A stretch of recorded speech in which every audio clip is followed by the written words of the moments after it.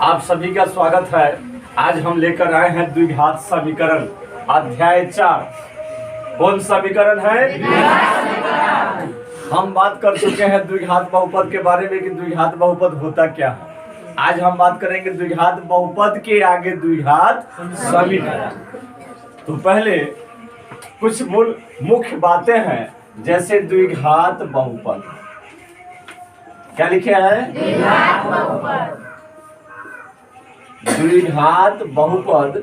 और इधर हम लिखेंगे द्विघात समीकरण। चलिए, कोई ऐसे विद्यार्थी हैं जो दोनों के बारे में बता सकते हैं कि द्विघात बहुपद कैसे है, द्विघात समीकरण कैसे है? कौन बताएंगे? चलिए दीपक, आप बताइए, द्विघात बहुपद किसे कहते हैं? वैसे बहुपद जिसके चर राशि के घात अधिकतम 2 हो तो उसे हम द्विघात बहुपद। Very good. वैसे बहुपद जिसमें चर का घात अधिकतम 2 हो तो उसे हम क्या कहते हैं? द्विघात बहुपद। ये बताइए, बहुपद किसे कहते हैं? वैसे बीजीय व्यंजक जिसके चर राशि का घात पूर्ण संख्या हो तो उसे हम बहुपद कहते हैं। जोरदार ताली बजाइए इनके लिए। देखिए, बहुपद बताए हैं कि वैसे बीजीय व्यंजक जिसमें चर का घात एक पूर्ण संख्या होगा तो वह बहुपद होगा।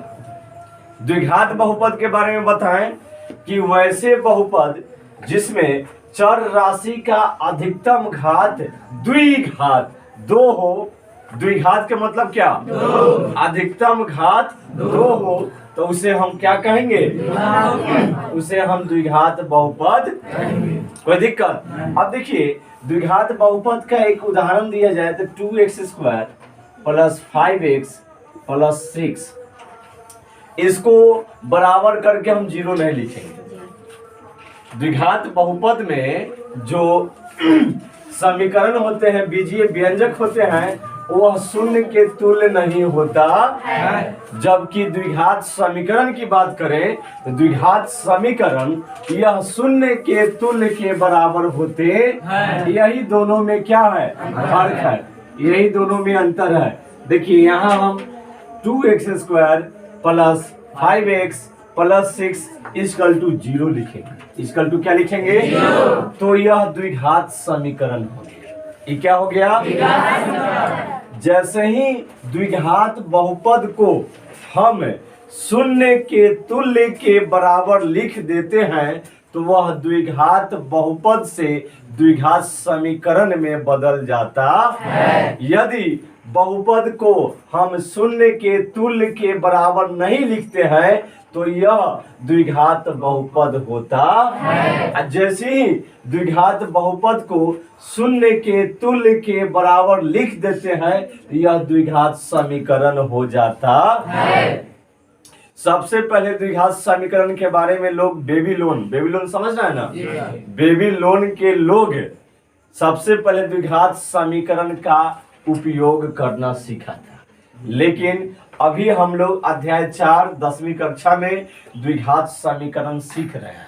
तो द्विघात समीकरण की परिभाषा समझ गए, द्विघात बहुपद क्या है ये भी समझ गए, बहुपद क्या है ये भी समझ गए। अब द्विघात समीकरण किसे कहते हैं अगर परिभाषा के तौर पे पूछा जाए तो क्या लिखेंगे कि वैसे द्विघात बहुपद जिसे हम शून्य के तुल्य के बराबर लिखते हैं तो वैसे द्विघात बहुपद को हम द्विघात समीकरण कहते।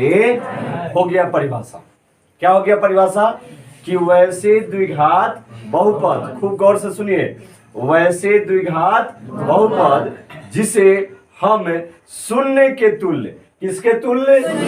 तुल्य मतलब उसके समकक्ष, उसके बराबर। जैसी ये जो द्विघात बहुपद इसको किसके बराबर कर दिए हैं? शून्य के तुल्य कर दिए हैं। तो वैसे बहुपद को हम द्विघात समीकरण कहते हैं। कब? जब शून्य के तुल्य हो जाएगा। अब हम आगे बढ़े, कोई दिक्कत नहीं ना है? कोई दिक्कत है तो बोलिए। छोटू, कोई दिक्कत है क्या?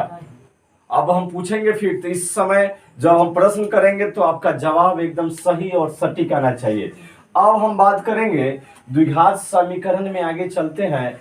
तो निम्न में कौन कौन से इसमें द्विघात समीकरण है, इसकी जांच करना होता है। देखिए यहाँ पर जो हम समीकरण लिखे हैं, इस समीकरण के बारे में बताना है कि यह द्विघात समीकरण है कि नहीं। तो यहाँ से पता चल रहा है कि द्विघात समीकरण है कि नहीं? नहीं पता चल रहा। क्या चल रहा है जी? तो इसको हम सरल करेंगे। देखिए यहाँ x प्लस 1 का क्या होगा? Whole square. क्या है बुआ? तो a प्लस बी के होल स्क्वायर पे चलेगा, तो a स्क्वायर यानी x square plus 2ab plus क्या होता है? 2ab। तो 2 गुने a के मान x और गुने b के मान 1 और प्लस b स्क्वायर यानी 1 का होल स्क्वायर बराबर, यहाँ गुना हो जाएगा 2x और 2 तिहाई कितना हो जाएगा? अब इसको आगे लेके आएंगे तो x स्क्वायर और 2 में 1 से गुना करेंगे तो 2 आएगा और फिर x, कितना x हो जाएगा? Very good. अब देखिए आगे प्लस 2x इधर क्या हो जाएगा? -6 इधर क्या हो गया? बराबर कुछ नहीं तो क्या ले लेंगे? 0। द्विघात समीकरण का यही पहचान है कि बराबर के बाद क्या आएगा? 0। अब देखिए प्लस 2x आई क्या है? क्या कर जाएगा? अब आगे बढ़िए, x स्क्वायर प्लस 1 और प्लस 6 इक्वल टू 0। अब इसको जोड़ देंगे तो x स्क्वायर 1 और 6 कितना हो जाएगा? Equal to 0। अब बताइए क्या ये द्विघात समीकरण है कि? बोलिए द्विघात समीकरण है? अब इसका पहचान कैसे होगा? तो चर राशि का अधिकतम घात क्या होना चाहिए? 2। चर राशि का अधिकतम घात क्या होना चाहिए? तो बताइए यह जो समीकरण प्राप्त हुआ ये कौन समीकरण है? यह द्विघात समीकरण है। कौन समीकरण है? अब क्यों है द्विघात समीकरण? क्योंकि चर राशि का अधिकतम घात कितना है? 2 है, इसलिए यह द्विघात समीकरण है। इसलिए यह क्या है? द्विघात समीकरण है। अब इस तरह कोई भी सवाल आएगा तो हम बना लेंगे। अगर चर राशि का घात 2 से कम होगा, 2 से माने अधिकतम घात अगर 1 होगा तो क्या वो द्विघात समीकरण होगा? अधिकतम घात 3 होगा, क्या द्विघात समीकरण होगा? चर राशि का अधिकतम घात 5 होगा, क्या द्विघात समीकरण होगा? नहीं होगा। कब? जब चर राशि का अधिकतम घात 2 होगा। अब आगे चले। अब हम आगे बढ़ेंगे तो द्विघात समीकरण का मानक रूप है। कौन रूप है बुआ? द्विघात समीकरण का मानक रूप क्या है बुआ? मानक रूप क्या होता है?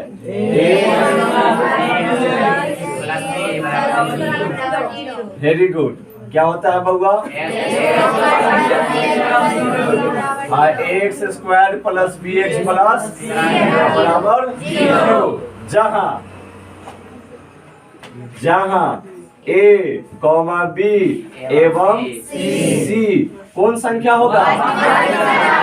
वास्तविक संख्या। वाह। जहाँ a, b, c कौन संख्या है? वास्तविक संख्या है। और इसमें क्या चीज बराबर नहीं 0 होगा? a बराबर नहीं 0।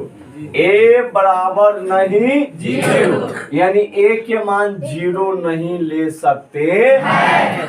b c फ्री है। क्या सही बात है गलत? क्योंकि a के मान 0 क्यों नहीं लेना है? कौन बताएंगे? जल्दी से कोई खड़े होकर बोलिए। a के मान 0 क्यों नहीं लेंगे? यहाँ बताइए। यहाँ x स्क्वायर गुणांक a b c जो है ना, यहाँ a बराबर 0 क्यों नहीं लेंगे? कोई नहीं बताएंगे। द्विघात समीकरण नहीं आएगा। नहीं आएगा। कब? जब a के मान 0 लेंगे तब, क्योंकि पता चलेगा कि a के जगह पर 0 रखेंगे, 0 से x स्क्वायर में गुना करेंगे तो क्या जाएगा?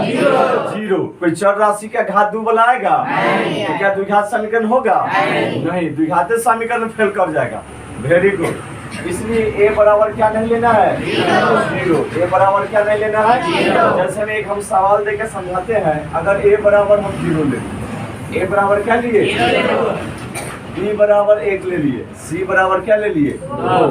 तब हम द्विघात के मानक रूप पर चलते हैं तो ax² प्लस bx और प्लस c बराबर क्या हो गया?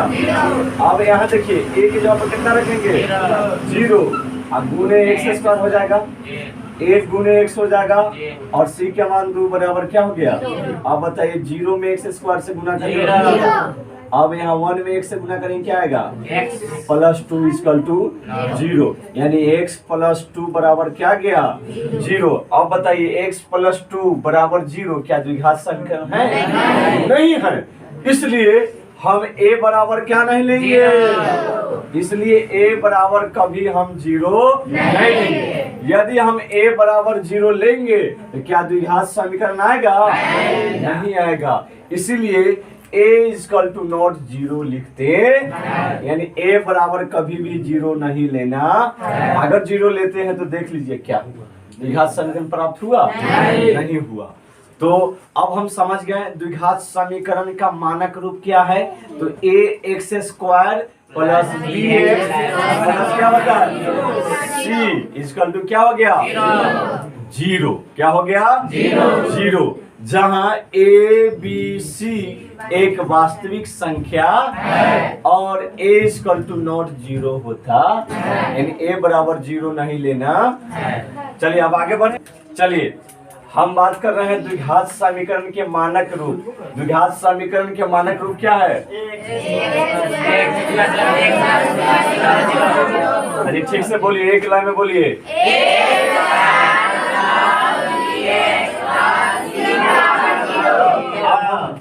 अब द्विघात समीकरण में जो जो मुख्य सूत्र हैं उस पर हम चर्चा कर रहे हैं। देखिए डी को हम विवेचक या विविक्तकर कहते हैं। डी को विवेचक या विविक्तकर क्या कहते हैं बउआ?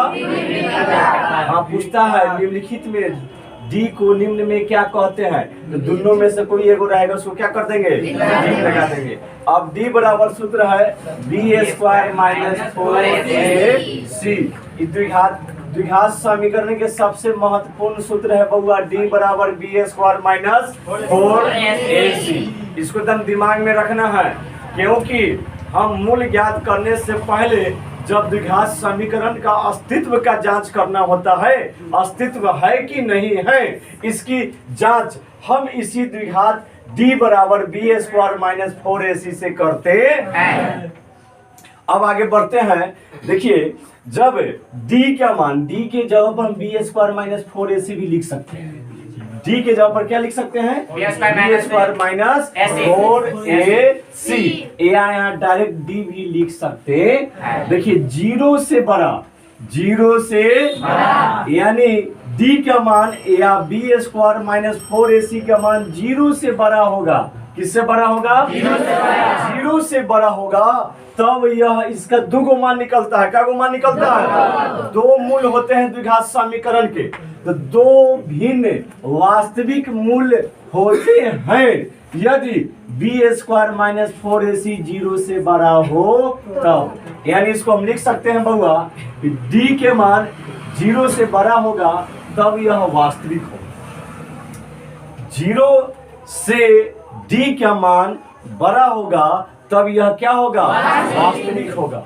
मूल क्या होंगे? वास्तविक होंगे। क्या होंगे बाबू? वास्तविक। और जब 0 से बड़ा होता है d तो वह अस्तित्व में भी होता, यानी द्विघात समीकरण का अस्तित्व है। अस्तित्व के लिए बउआ 0 से बड़ा या बराबर d के मान होगा तब मूल अस्तित्व में होते तब इसे हम द्विघाती समीकरण या द्विघाती सूत्र के द्वारा ज्ञात कर लेते। अब चलिए, अब है दो बराबर वास्तविक मूल होते हैं यदि b² - 4ac किसके बराबर होगा? किसके बराबर होगा? यानी यहाँ लिख सकते हैं d बराबर क्या? 0। d बराबर क्या? d बराबर 0 होगा तब यह मूल्य बराबर होंगे। क्या होंगे बउआ? बराबर होंगे। इसको कहते हैं दो बराबर वास्तविक मूल होते हैं यदि b² - 4ac के मान किसके तुल्य होना चाहिए? 0। यानी बहुतों में आंसर जब हम निकालेंगे ना d का मान 0 भी आता है। क्या आता है? 0। उस कंडीशन में हम कहेंगे कि यह मूल्य समान है, यह मूल्य वास्तविक है, यह मूल्य बराबर है। कोई दिक्कत? बहुत इंपॉर्टेंट सूत्र है जो हम टिक कर रहे हैं। अब कहिएगा सर या तो 0 के बराबर होगा मान, या 0 से बड़ा होगा, ना तो 0 से छोटा। तीनों को न मानना है, या तो 0 से बड़ा होगा, या 0 के बराबर होगा, या 0 से छोटा होगा। आपका ध्यान कहाँ है? 3 तरह के आंसर निकलेंगे। 0 से बड़ा तब कहेंगे वह वास्तविक मूल्य क्या है। 0 के बराबर तब कहेंगे मूल्य बराबर है या समान है। यदि 0 से छोटा, यहाँ क्या लिखे हैं? 0 से छोटा तब कोई वास्तविक मूल्य नहीं होगा, जिसको कहते हैं काल्पनिक। जिसको क्या कहते हैं? काल्पनिक या अवास्तविक। क्या कहते हैं? काल्पनिक या अवास्तविक। क्या कहते हैं? काल्पनिक या अवास्तविक। या वास्तविक मूल्य नहीं। कब? 0 से छोटा होगा तब। d के मान 0 से क्या होना चाहिए? छोटा, यानी माइनस में चल जाएगा, तब यह अस्तित्व में भी नहीं आएगा। 0 आएगा या 0 से बड़ा आएगा तो वह अस्तित्व में कहलाता है। जैसे ही d के मान 0 से छोटा होगा तो वह अस्तित्व में नहीं कहलाता है। अब देखिएगा और सूत्र है, इसका भी कंडीशन है बउआ। इस सूत्र कब लगाएंगे? जब d के मान, d मतलब b² - 4ac का मान 0 से बड़ा होना चाहिए। किससे बड़ा होना चाहिए? 0 से बड़ा या 0 के बराबर। ये जो चिन्ह है ना, यह 0 से बड़ा या 0 के बराबर को दर्शाता है। ये बड़ा हो गया, 0 से क्या हो गया? आई जो चिन्ह हो गया बराबर हो गया। यानी d के मान, सुनिए, d के मान 0 से बड़ा या 0 के समकक्ष या बराबर हो या तुल्य हो तब हम द्विघाती सूत्र -b ± √d बटा में क्या लिखते हैं? जब हम द्विघात समीकरण के मूल ज्ञात करेंगे तो उसमें d के मान, उसमें बउआ d मतलब b² - 4ac का मान क्या आना चाहिए? 0 से बड़ा या बराबर। 0 से बड़ा या बराबर होगा तभी हम द्विघाती सूत्र -b ± √d बटा में 2a का प्रयोग करके मूल्य ज्ञात कर लेते हैं। यदि d के मान 0 से छोटा होगा तब हम इस सूत्र का प्रयोग नहीं करेंगे। क्यों नहीं करेंगे? क्योंकि हमें यह आदेश देता ही नहीं है। मेरा जो कॉन्सेप्ट है वह d के मान जब तक 0 से बड़ा या 0 के तुल्य या समकक्ष नहीं आएगा तब तक हम द्विघाती सूत्र का उपयोग कर नहीं सकते। अब थोड़ा सा बात कर लेते हैं कि द्विघात समीकरण के मूल ज्ञात करने की 2-3 विधि है। देखिए, द्विघात समीकरण के मूल्य ज्ञात करने की जो विधि है वह पहला विधि है गुणन खंड विधि। पहला कौन विधि है? गुणन खंड विधि। और दूसरा है बउआ पूर्ण वर्ग बनाने की विधि। बनाने की विधि। उसके बाद है बउआ तीसरा कौन है? तो यही है द्विघाती सूत्र। कौन बउआ? द्विघाती सूत्र। द्विघाती सूत्र से भी हम क्या करते हैं? मूल्य ज्ञात कर लेते हैं। अब इसी को बउआ कहते हैं श्रीधराचार्य सूत्र। श्रीधराचार्य सूत्र किसको? तो -b +- √d बटा में क्या है? अब इसमें और कुछ दिक्कत है क्या? द्विघात समीकरण के बारे में बता दिए। द्विघात समीकरण क्यों है? द्विघात समीकरण की बनाने की विधि, एक गुणनखंड विधि, दूसरा पूर्ण वर्ग बनाने की विधि, और तीसरा है द्विघाती सूत्र जिसको कहते हैं श्रीधराचार्य सूत्र। 3 विधि से द्विघात समीकरण के मूल ज्ञात होते हैं। और मुख्य कॉन्सेप्ट क्या क्या है कि जीरो से बड़ा होगा तब वास्तविक मूल होगा, 0 के बराबर होगा तब मूल्य बराबर होगा, और 0 से छोटा होगा तो वास्तविक मूल्य नहीं होगा। यही मुख्य कॉन्सेप्ट है। d बराबर क्या हो गया, b² माइनस 4ac। d को विवेचक या विविक्त कर कहते हैं। बहुत बहुत धन्यवाद।